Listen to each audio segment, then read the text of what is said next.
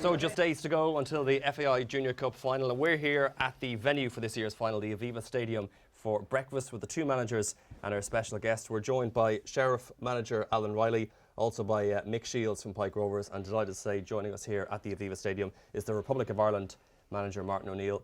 Gents, you're very welcome for breakfast. Thank you. Thank you. I suppose just to fill Martin in on both the journey to here and also a little bit of the history about the two clubs, maybe you can tell Martin a little bit about Sheriff Alan. Yeah, Sheriff, the team from the inner city. I know where it's founded, based at. Yeah, founded in 1972. So we've been there now, myself and Chris Giles, as a partnership. Now the last 5 years now going, and it's been quite an eventful ride. Yeah.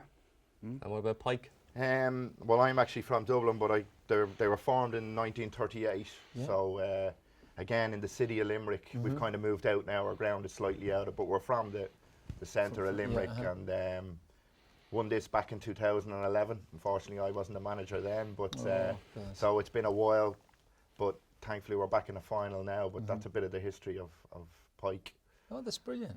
Brilliant. And who are strong favourites, or who are favourites? Well, Sheriff are favourites. Okay. Yeah, they're Sheriff are favourites. Look, they've been here, I think, 3 times out of the last 4. Right. So And yeah, that doesn't necessarily make them favourites, you know. Doesn't my eyes. eyes. Better said, does in your eyes. Okay, okay. So you're playing it down, Yeah. and quite rightly so.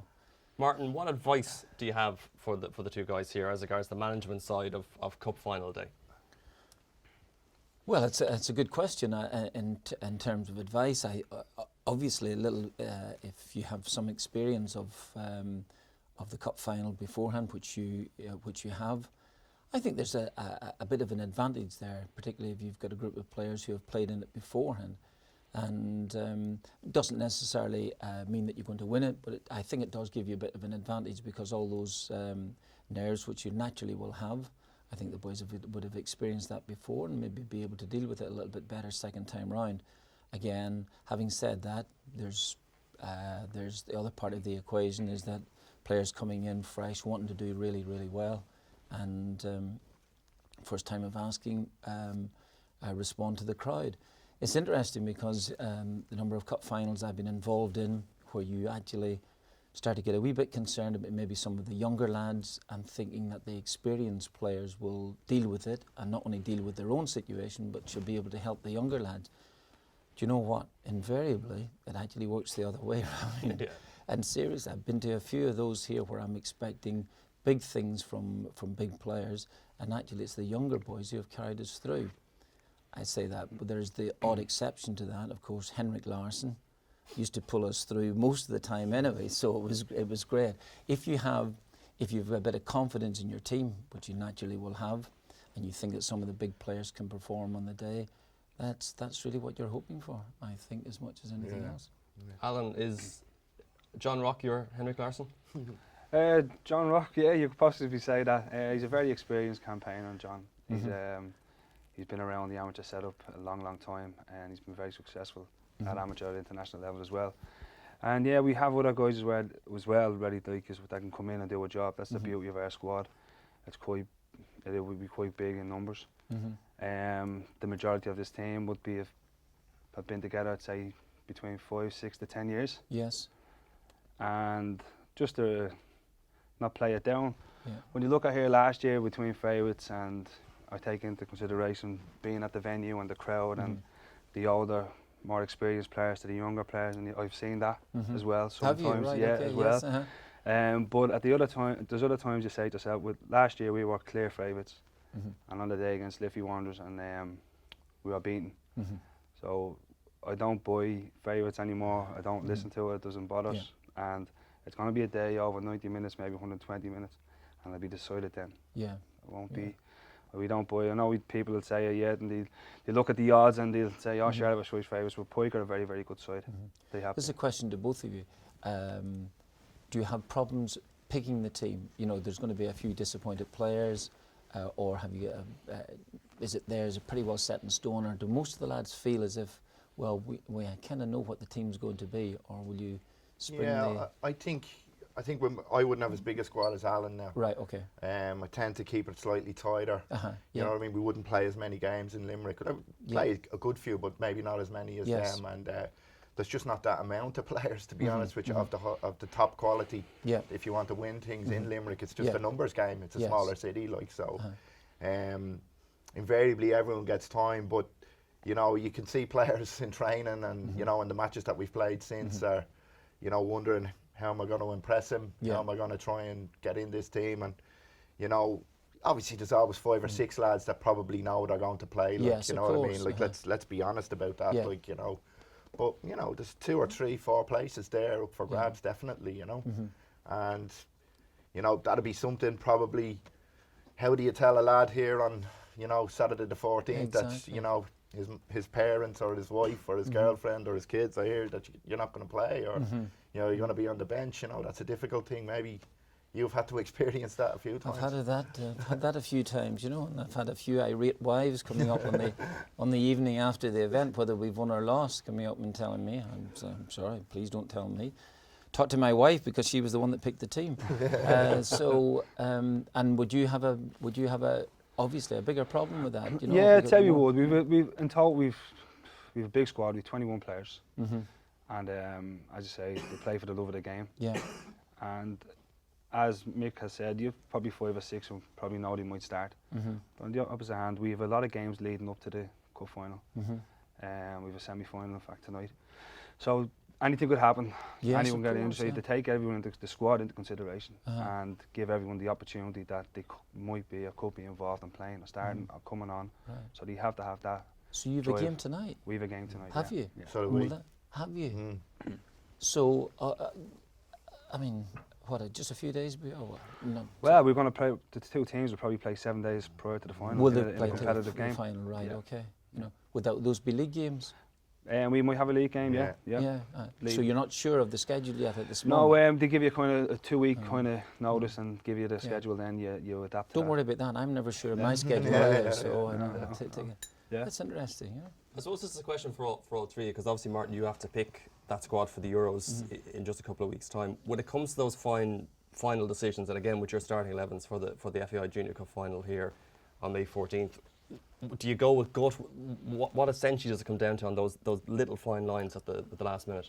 Well, before I answer that one, the other one is I just feeling the same with the 2 lads here, that for instance, choosing a team for a final or for a group of games like the Euros, actually a wee bit more difficult in the sense that I never really had a major problem at club level, despite the fact I'm saying these things, because I know obviously I know the players, and I used to joke and say that actually I quite enjoyed leaving out players, particularly ones I didn't like. But that is totally different here for the international scene, because the players are coming here, want to play for their country. It's been a great old spirit since I've been here, and probably long before me as well too. So the players definitely do want to play, and they're giving up. And I know it's an absolute pleasure, but they do give up time. They're not getting paid the same type of money as they are at club level. And and it will be difficult to leave a couple of players out of the side. And I'm going to have to do that, and normally bring maybe 27, 28 players with me for most of the squad, so maybe 4 would sit in the bench. That's all right, but this is going to be a different issue, because I'm going to have to tell 4 or 5 players, you know, after the game against Holland probably, that you're going to have to go home. And that will be more difficult than it would be normally at club level. Yeah, I'm sorry. No, I was going to ask you, what was probably one of the biggest decisions you probably had on international level? What was leaving the player out? Who would that have been? Maybe how would you deal with it? Do you deal with a day off prior to the game? Yeah, maybe? it's a good point. For instance, I'll tell you, when I was at Aston Villa and we reached the League Cup final, and on the we had a goalkeeping situation where Brad Friedel had been my goalkeeper in all the league games, but in the League Cup matches that we played, a very young Brad Guzan, who's now actually playing for Aston Villa, a young American fellow as well too that I brought over. I said to him he will play in the League Cup matches. Now there was no promise of anything like that in the final, but he would play in these games. And in the matches leading up to the semi-final, he was absolutely terrific for us. Really, really terrific. In the semi-finals, we had 2 games against Blackburn Rovers under Sam Allardyce, and Sam's tactics put them under a lot of pressure, and he found it difficult in the 2 games. I still thought we've reached the final. We're playing Manchester United in the final, and we had another FA Cup game to play. And Brad didn't play particularly well in the cup final, so now I have a major decision to make. You know, you go with a young goalkeeper. You're in the final. He has played the matches, including the semi-final, and or go with your experienced goalkeeper, knowing you're at Wembley and you've a cup competition to try and win. As it turns out, I had to disappoint young Guzan, and I played Friedel in the game, and that was honestly that was as hard a decision. I've obviously had other ones during my time, but in terms of recent times at club level, that's the one that sticks out, and that bothered me a lot because he had been terrific right up into the semi-final. So it is actually difficult, and he was a genuinely lovely lad as well too. You know, he wasn't one of those boys that I didn't like. You know, so it was really awkward, and he felt bad, and he obviously had his family over as well too, coming from America.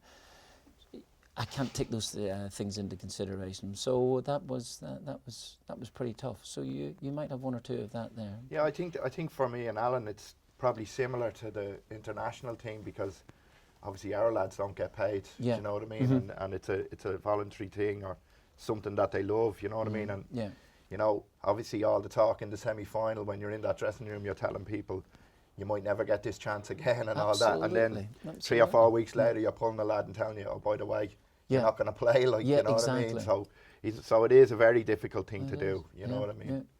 How late do you leave it? Usually to the day after.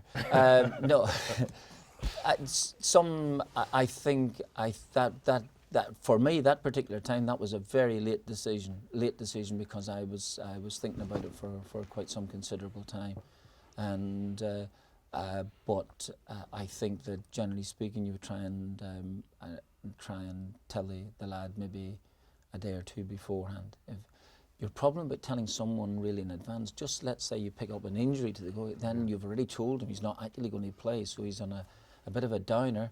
Then to find out he's playing. Now, obviously, a cup final can raise you again, but it's not the best news in the world to know that you weren't actually first choice.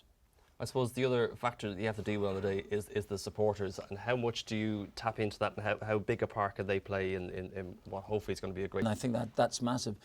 Generally speaking, when I've been involved in cup finals, either in Scotland or in England, supporters generally it's half and half. You know, so Celtic Rangers games were obviously big, and the final I was telling you about was Aston Villa versus Manchester United, so we've got a great contingent there. I was in a couple of cup finals with Leicester City, and Leicester came out of the woodwork to come and support us. They've always they've had a great latent support. They're doing magnificently this year, but we were at a different stadium where we were only housing 21,000 people at the old Filbert Street because it had been a bit ramshackle, but they turned up in droves to support us, and that support was absolutely massive in getting us through. Sure, that's something you've experienced as well, in particular in 2013. Yeah, and the crowd plays a massive part. And the players don't really, you don't experience it every week. When you walk out there, and they probably have their children with them, and as you say, everyone in the stand supporting them. It's a great achievement for them, you know, and you feel the excitement building up to it all week. There's nothing that's like it's a league game and a cup game. It's something special, and we'll live with them for the rest of their lives. Yeah, it's really, really good. I think when the lads go out into the middle and the start and the national anthems and the whole thing, you got to be careful. It can take your breath away. I'd say looking up into those stands. All right, they're not going to be full that day, but there's still going to be a lot of people there, and it's a vast kind of thing. When you're in the middle of that pitch, everything looks a million miles away from you, and you get a little bit nervous. So you just got to keep your head. But I think it's nice when you look up there and you see your mother or your father or your wife or somebody you know. The surrounds are different, and the pitch seems bigger. This is a big pitch, This is very big, you know, and so just things. The surrounds are different, and I can remember, gosh, it's a long time ago, where I played in a league up in Antrim, County Antrim, called the Down and Connor League in Belfast, and our particular club got through to the final. It was played at an old Celtic Park, which is no longer in existence anymore, but it had a great history of a place. And again, there were families. We wouldn't have got the same crowd as you're going to get here, but still, it was so different. And you were playing, and the pitch was absolutely immaculate. And you feel this is not like what you'd be normally playing on a Saturday. So, and you rise to the occasion. You go for it, you know. Martin, I know time's up against us. Any last-minute advice in the week of the final for these two guys? I know I would only just take them out separately and tell them totally different things, of course, you know. They don't need advice from me. These boys have through it, they're through it, they'll know exactly, they'll be going through exactly the same emotions as I will be in a few weeks' time. And in fact, I think I'm going to tap into them. I'm going to ask them for advice, you know. Good stuff. Listen, Martin, thanks a million for joining us, and thanks as well to Mick and also to Alan. Thank you. So in a couple of days' time rather, the match takes place. It's the 14th of May, and don't forget to come along and support the two teams as Pike Rovers take on Sheriff YC in the FAI Junior Cup Final. We'll see you at the Aviva Stadium.